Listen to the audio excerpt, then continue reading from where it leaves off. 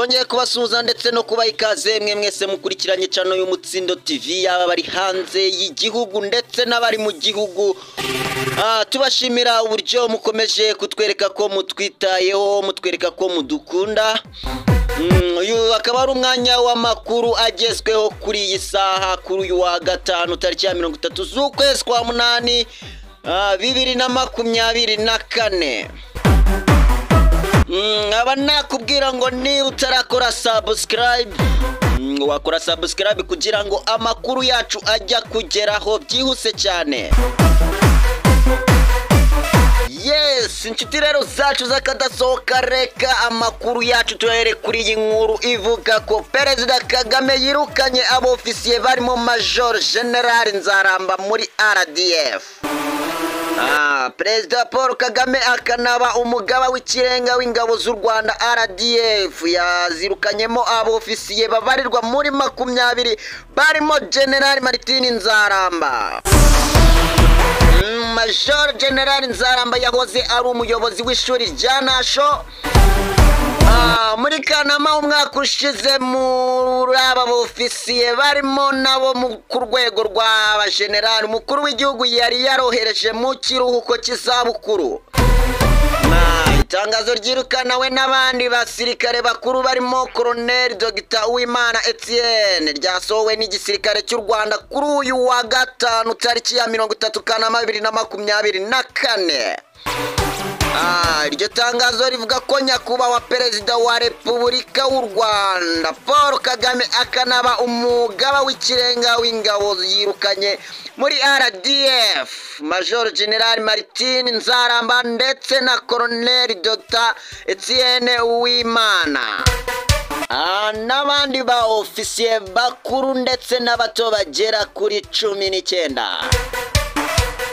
Iryo tangazo rivuga ko umukuru w'igihugu yategetse yirukanwa ndetse n'iseswa ry'amasezerano ry'abandi basirikare bato 195 birukanwe muri RDF. Nigeze hatangazwa amakosa baba barakoze. Major General Nzaramba yirukanwe muri RDF yongera kuri ba Major General Aloys Muganga ndetse na Brigadier General France Mutaganda yirukanwe muri Kamena umwaka ushize.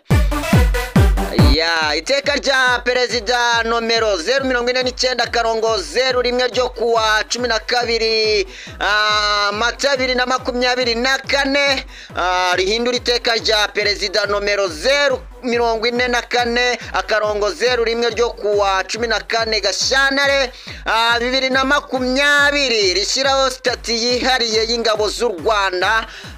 Mu ngingo yayo ya 24 riteganya ko umusirikare yirukanwa mu kazi kubera imyitwarire ye mibi ikabije cyangwa kuba yarahanwe inshuro 3 mu myaka 3. Ikurikirana na komite y'imyitwarire. Yes, imyitwarire ishobora gutuma umusirikare rero yirukanwa iri mu businzi cyangwa se andi makosa yose ashobora gusiga isura mbi igisirikare cy'u Rwanda. Iteka rero rya Perezida kandi riteganya ko urutonde rw'abasirikare basabirwa kwirukanwa rutegurwa na komite y'imyitwarire kurukemezwa n'inama y'abakuru b'ingabo mbere y'uko rwoherezwa Minisitiri w'Ingabo. Minisitiri nawe yohereza umugaba w'ikirenga wa RDF urutonde rw'abasirikare basabirwa kwirukanwa kugira ngo arwemeze. Uburyo bwo kwirukana umusirikare buteganwa n'amabwiriza y'imyitwarire mu ngabo z'u Rwanda. Ngayo nguko. Yes, reka rero amakuru yacu cyakomereze kuri iyi nkuru ivuga ko RIB yafashe abigiraga abaguzi bakiba ibicuruzwa bitandukanye. Urwego rw'igihugu rw'ubugenzacyaha RIB kuri uyu wa kane rwerekanye agatsiko k'abatekamutwe 6 bakurikiranwe ubujura bw'ibicuruzwa bitandukanye bakoresheje amayeri yo kwigira abarangura. Mu byibwe harangujwe ibicuruzwa bifite agaciro karenga miliyoni 2020 bigizwe n'ibiribwa, inzoga ndetse n'ibikoresho by'ubwubatsi. Bafungiwe kuri sitasiyo ya RIB ya Kicukiro mu gihe dosiye yabo irimo gukurikiranwa kugira ngo ishyikirizwe ubushinjacyaha. RIB irashimira cyane abantu bakomeje gutanga amakuru kugira ngo abagizi ba nabi bafatwe, inashishikariza abandi bose bafite amakuru ku bakora ibyaha kubimenyesha RIB n'izindi nzego zishinzwe umutekano kugira ngo ibyaha bikumirwe n'ababikora bafatwe. RIB kandi ikaba yanaboneye umwanya wo gusubiza telefone zirenga 190 zari zaribwe na nyirazo.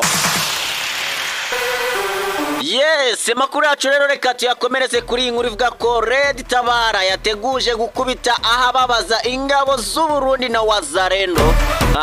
Umutwe wa Red Tabara urwanya ubutegetsi bw'u Burundi watanze impuruza yuko ingabo z'iki gihugu zifatanyije na Wazalendo ndetse n'imitwe ya Mai Mai bari kwitegura kugabaho ibitero bya karahabutaka uteguzwa kwirwanaho. Uyu mutwe mu itangazo wasohoye wavuze ko ufite amakuru yizewe yuko ingabo z'u Burundi n'abafatanyabikorwa bazo bamaze iminsi bisunganyiriza mu duce twa Masango, Mugunda na Itobwe two mu ntara ya Kivu y'Amajyepfo mbere yo kugabaho ibitero bikomeye. Wakomeje ugira uti Red Tabara iramenyesha rubanda ko isirwanaho ikoresheje ingufu zose igakoma mu nkokora igisirikare n'abafatanyabikorwa bacyo bazatsinda nk'uko byabagendekeye muri Kamena 2024. Yes, Red Tabara yongeye gushimangira ko mu byo irwanira harimo guharanira ko iterabwoba abarundi babayemo ryacika n'ishyirwa mu bikorwa ry'amasezerano yarusha no gusabira imishyikirano igamije gutuma mu Burundi haba amatora aciye muri demokarasi mu mucyo ubwisanzure kandi abaturage bose bagahabwa amahirwe angana. Yunzemo ko mu gihe ibi byose bitaragerwaho abarwanyi bayo batazigera na rimwe bashyira intwaro hasi. Yes, inshuti rero zacu z'akadasohoka reka amakuru yacu tuyakomereze ku makuru y'imyidagaduro kuri iyi nkuru ivuga ko umuhanzi Nyarwaya Innocent wamenyekanye cyane nka Yago yatangaje ko yahunze biturutse ku gatsiko kashatse kumwica mu myaka 4 ishize nk'uko yabigarutseho ku rubuga rwe rwa X. Yes, ati Rwanda nkunda nkuhunze na kwanga ahubwo munze agatsiko kabashatse kunyica mu myaka 4 ishize. Nataka ariko nawanyumvise numwe umutima wanjye urababaye cyane ariko numamagara nzitaba kuko data yagukoreye mama akakubyarira Uganda nyakira. Yago kandi yavuze ko ngo aho kuva mu buzima yava mu bo yise abarozi. Yakomeje agira ati ukuri kugomba gutsinda umuntu agatotezwa imyaka 4 n'abantu bamwe abandi bamukomera amashyi undi yavuga icyumweru kimwe bagashya ubwoba ibikuba bigacika. Mwanoteje imyaka 4 yose isi yose iranyanga mumbeshyera kubera ubwoba bwanyu no gushaka kwikubira muhagarare. Yago azwi cyane mu ndirimbo nka Rata Siswingi n'izindi ndirimbo yamenyekanye kandi nk'umunyamakuru aho yakoze ibiganiro bitandukanye kuri Radio 10.